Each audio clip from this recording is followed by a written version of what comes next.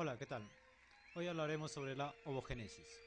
A diferencia de la espermatogénesis que recién tiene su origen en la pubertad, la ovogénesis se inicia durante la vida prenatal. Estas células que dan origen a los óvulos sufren una interrupción cuando alcanzan la profase de la primera división de la meiosis y luego recién se continúan en la pubertad por la acción de diversas hormonas como la hormona luteinizante, la hormona folículo estimulante. Entonces, ¿dónde se da la ovogénesis?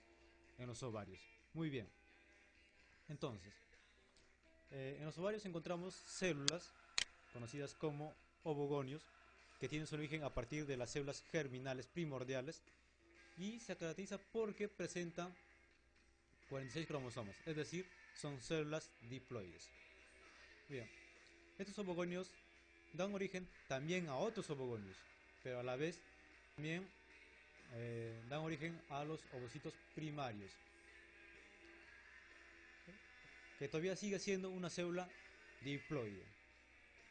Este ovocito primario, al alcanzar la pubertad, eh, se agranda por la misma presencia de las diferentes hormonas que hay, como la hormona luteinizante y la hormona folículo estimulante. Entonces, luego de ahí crece, se agranda y también se obtiene la zona pelúcida, que es una característica fundamental de los óvulos. Bien, luego antes de la ovulación culmina la primera división meiótica y a la vez también se origina el ovocito secundario, que se caracteriza porque es una célula haploide, es decir, tiene 23 cromosomas. Y también observamos el primer corpúsculo polar o podocito 1. Después de la primera división meiótica encontramos el primer corpúsculo polar. Entonces, la segunda división meiótica tiene su origen en la ovulación y termina con la fecundación. Es decir, este ovocito 2, conocido como óvulo, al juntarse con el espermatozoide, genera lo que es eh, el huevo o cigoto. Bien, entonces, comencemos a estudiar cómo es el ovario antes del nacimiento, aproximadamente en el cuarto mes. Esto es el ovario.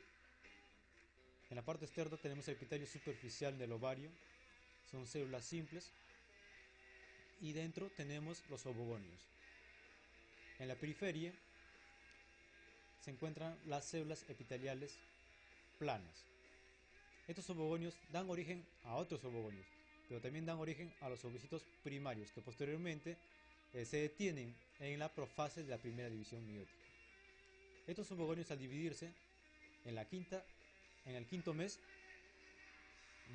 alcanzan su número máximo y muchos de ellos se convierten en ovocitos primarios, pero también muchos de ellos se vuelven atrésicos. Y al llegar ya al séptimo mes solamente encontramos ovocitos primarios y alrededor de ella están las células epiteliales planas. Entonces la diferencia entre el cuarto mes y el séptimo mes es que solamente encontramos en el séptimo mes ovocitos primarios y alrededor de ellas encontramos las células epiteliales planas.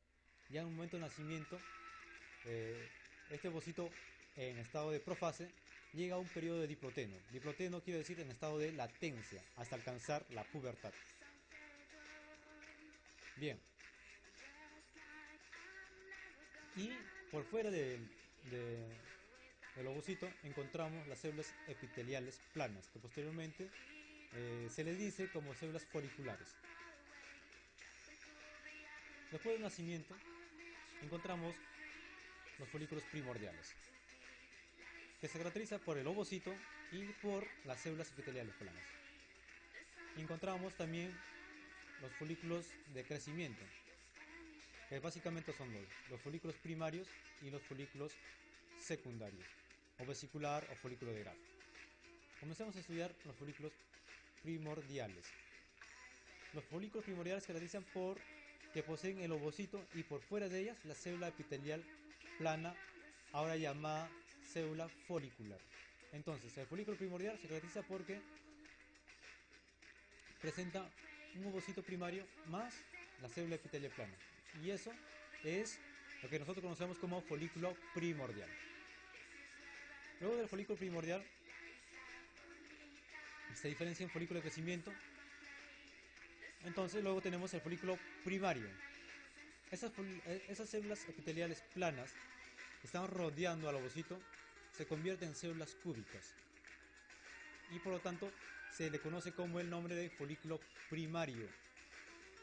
Entonces, el folículo primario se caracteriza porque en su estadio inicial, porque presenta un ovocito y por fuera de ella una sola capa de células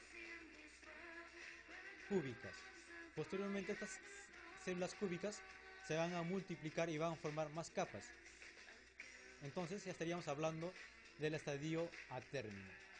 Más capas de células y a todo esto, a todas estas células cúbicas se le conoce como células de la granulosa. Estas células de la granulosa posteriormente van a dar origen a la zona pelúcida, como también a la teca interna y por fuera de ella la teca externa. Entonces, el estadio atérmino se realiza porque presenta el ovocito, presenta la membrana pelúcida, está marcada de rojo. Por fuera de ella tenemos la teca interna y por fuera tenemos la teca externa. Bien, entonces, ¿cómo pasa de folículo primario a folículo secundario? Es muy sencillo. El ovocito se traslada hacia un extremo y las células de la granulosa que queda se comienzan a ahuecar, podríamos llamarlo así. Se llena de un líquido por todas partes y posteriormente forma lo que es el antro folicular que tiene la forma de semiluna. Entonces comencemos a estudiar el folículo en estadio secundario, o llama también antral o vesicular, que se caracteriza por que presenta una teca externa, que es básicamente fibrosa, una teca interna, que es más vascularizada y se caracteriza porque secreta hormonas, como por ejemplo los estrógenos. También presenta lo que es el antro folicular. Antes tiene el nombre cuando aparecen líquidos en todas partes de las células de la granulosa, toma el nombre de cuerpos de Kaltz-Exner. Luego también marcada de rojo la zona pelúcida y el ovocito primario.